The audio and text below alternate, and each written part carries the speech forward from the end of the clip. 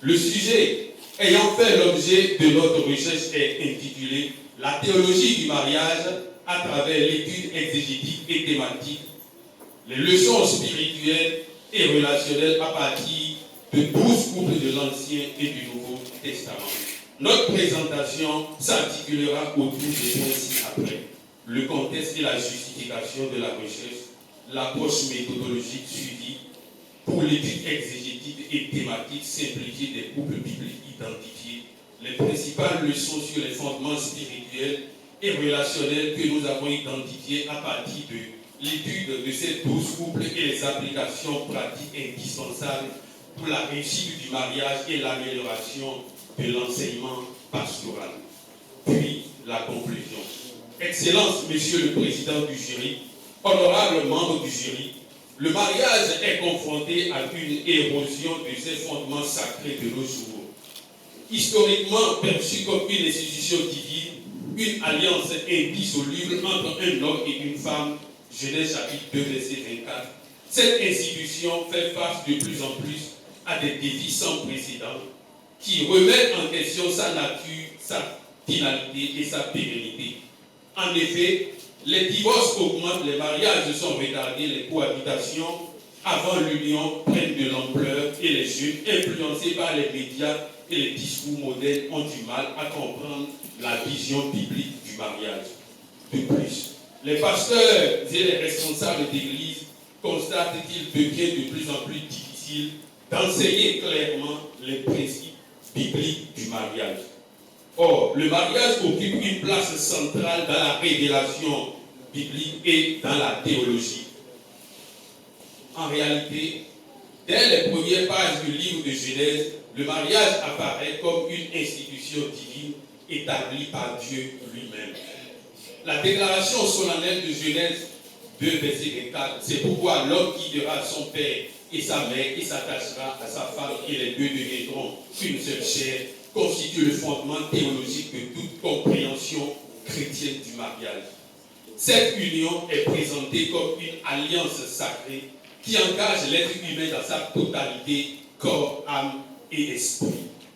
Au vu des constats précédemment décrits et considérant les enseignements tirés des couples de l'Ancien Testament qui montrent que le mariage échoue lorsqu'il repose sur nos propres efforts, tandis que ceux du Nouveau Testament attestent que la réussite conjugale devient possible grâce à la volonté de Dieu, à la fidélité, nous avons orienté notre recherche doctorale sur le sujet, la théologie du mariage à travers l'étude exégétique et thématique simplifiée des couples bibliques, les leçons spirituelles et relationnelles à partir de 12 couples de l'Ancien et du Nouveau Testament.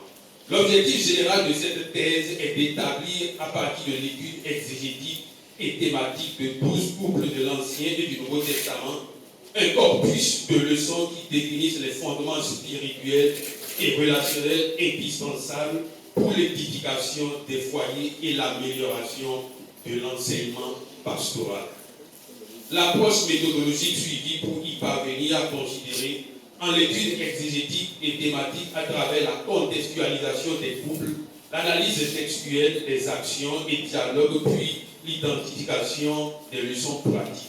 Pour y parvenir, 6 couples, à savoir Adam et Ève, Abraham et Sarah, Isaac et Rebecca, Moïse et Séphora, Elkana et Anne, et Osée et Gomer, ont été sélectionnés dans l'Ancien Testament car ils posent les fondations du mariage divin. Et 6 autres couples, dont notamment Zacharie et Élisabeth, Joseph et Marie, Achilas et Priscille, Pierre et son épouse, Ananias et Saphira, Philémon et Asia, ont été identifiés dans le Nouveau Testament car ils ont montré comment les époux s'unissent pour servir Dieu et réussir leur mariage. Maintenant que le Seigneur Jésus te pose la question. Merci, Monsieur le Président. Le document est impeccable. Il n'y a rien à dire. Mais moi, j'ai remarqué quelque chose Si je ne le dis pas, c'est pas bon. C'est-à-dire, au niveau du plan, le plan doit être équilibré. Et au niveau de la quatrième partie, il manque un chapitre pour que ça soit équilibré.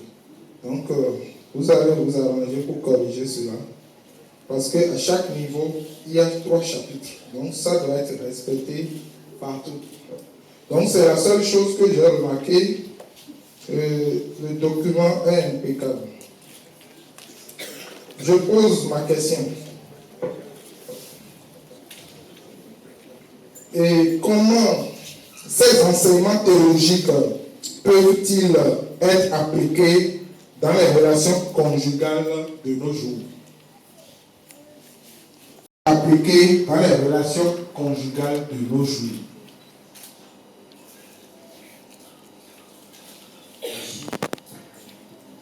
Pour l'application de ces enseignements, d'abord je voudrais dire que la Bible enseigne des principes sur le mariage à travers des récits. Voilà pourquoi je parle d'études exégétiques. Et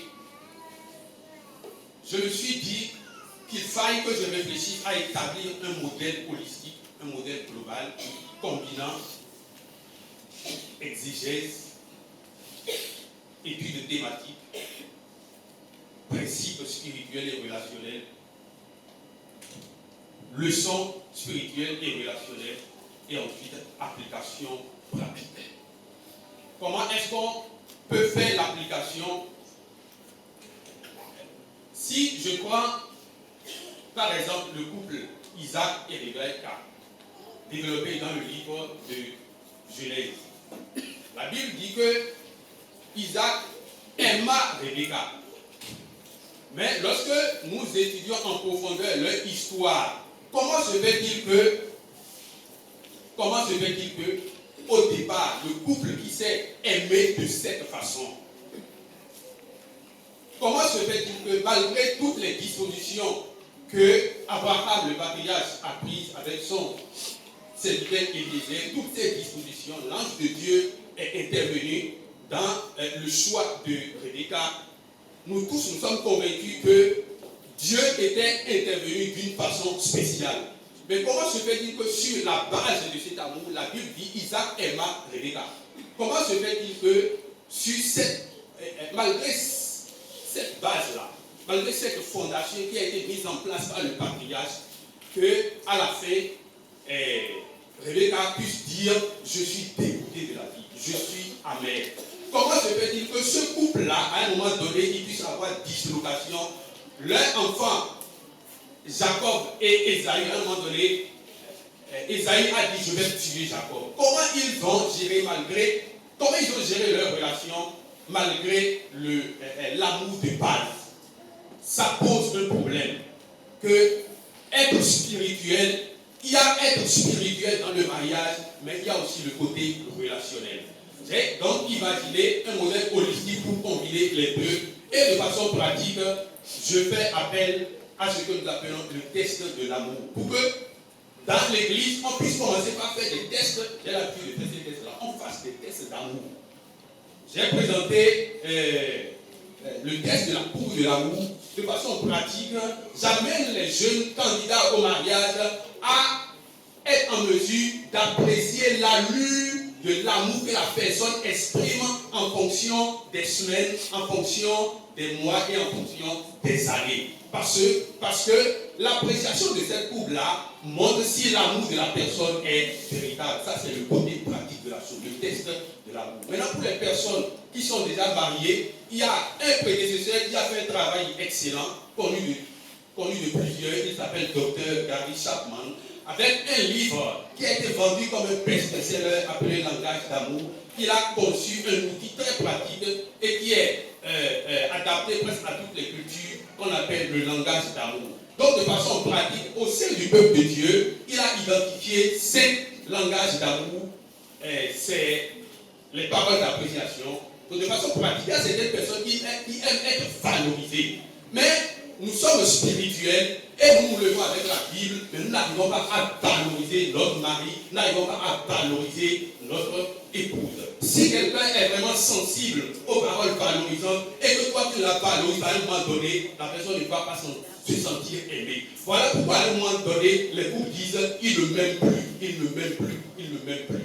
Donc ce test-là permet à ce que lors des séminaires, nous fassions l'identification pratique, concrète, du langage d'amour de chaque conjoint présent au séminaire et nous leur donnons des conseils pratiques. Des conseils pour que l'amour soit sauvegardé. Amen. Bon, je n'ai pas de questions. Franchement, je n'ai pas de questions. Mais ce que j'aimerais nous dire, nous tous, c'est d'inviter Dieu dans toute relation. Comme dans Jean 2. Le premier couple a été détruit et Jésus a fait son premier miracle dans un couple. Que tous les couples qui sont ici, qui sont en voie de destruction, de séparation, soient restaurés. Amen. Ok. La façon dont tu présentes même ton travail fait que les questions qu'on va te poser, on est en train de trouver déjà les réponses dans tes... Mais quand même, je vais tenter de poser une question, ou deux rapidement que tu vas répondre. Comment tu apprécies la manière dont les chrétiens comme toi gèrent le mariage aujourd'hui, à l'ère du XXIe siècle? Parfois, ça fait déjà un mois, j'étais au tribunal ou dans le bureau du procureur qui me dit il y a plus de dossiers de divorce des couples chrétiens que le dossier de divorce de ceux qui ne connaissent pas Dieu. Et il y a tant de dossiers là-bas où les gens divorcent et c'est des chrétiens, pour ne pas dire des pasteurs. Et pendant que je te parle même là, j'ai près de 4 pasteurs qui sont proches de moi, leur dossier se trouve déjà au tribunal et veulent divorcer. Mais là, voilà, toi tu maîtrises ce domaine et tu l'expliques.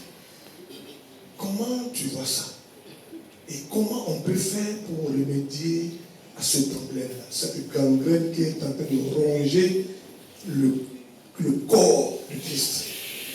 Il y a une vingtaine d'années, j'ai constaté que d'une manière qui leur a échappé, mon père et ma mère ne vivaient plus ensemble, malgré la piété de ma maman. Pourquoi est-ce que les choses ont tourné en vinaigre comme ça? Pourquoi est-ce que ma maman a fait 20 ans d'abstinence? Et je me suis mise à chercher pendant des années et des années. Quand je me suis marié, c'est là que j'ai commencé par comprendre les choses. J'ai commencé par comprendre les choses. Et j'ai pris la parole de Dieu comme ancrage. Vraiment ancrage spirituel, ancrage émotionnel. J'ai commencé par étudier. Mais il y a quelque chose, qui manquait.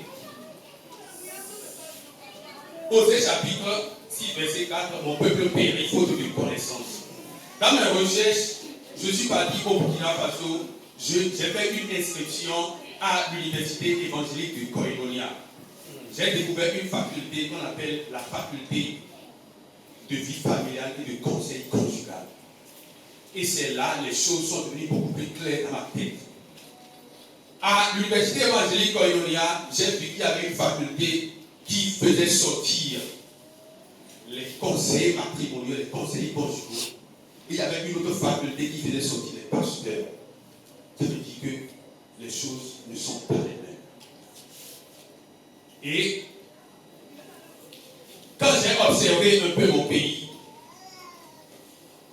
la congrégation qui était la plus avancée, c'est les églises catholiques qui ont créé l'Institut pontifical Jean-Paul II sur les sciences du mariage et de la famille. J'ai voulu m'inscrire en master, mais à un moment donné, je me suis inscrit dans cette université Et là-bas, après 3 années, j'ai vu que le problème était un problème de manque de connaissances. Manque de connaissances sur la gestion des problèmes courants de la vie. Il y a un grand chapitre, les problèmes courants de la vie conjugale, comment les gérer. Comment gérer les problèmes d'amour. Comment gérer les problèmes de tempérament. Comment gérer les problèmes de tempérament. Il y a certains qui sont introvertis, d'autres sont extravertis. À des moments donnés, il y a des problèmes de tempérament, il y a des crashs de tempérament. Mais nous n'avons jamais été à une école où nous avons été bien formés. Ça pose le problème de la qualité de la formation de base avant le mariage. Et pour finir, je dirais que si vous devez me remettre le diplôme de doctorat en théologie évangélique et pastorale, c'est parce que j'ai fait un parcours. C'est parce que j'aurais fait un parcours et que vous m'avez jaugé jusqu'à présent. Mais dans le mariage, c'est après m'avoir jaugé que vous allez me remettre le diplôme. Mais dans le mariage, qu'est-ce qui se passe? Le mariage est la seule université où vous recevez le certificat avant même de commencer les vrais études.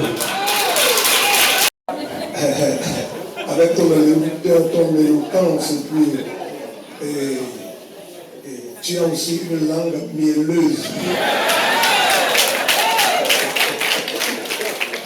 En tout cas, que le Seigneur te bénisse.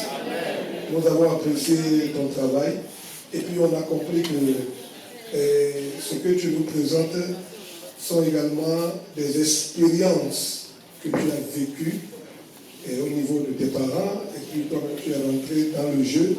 C'était toute une école. Que le Seigneur te bénisse. Tu peux aller t'asseoir et puis tu attends ton sort.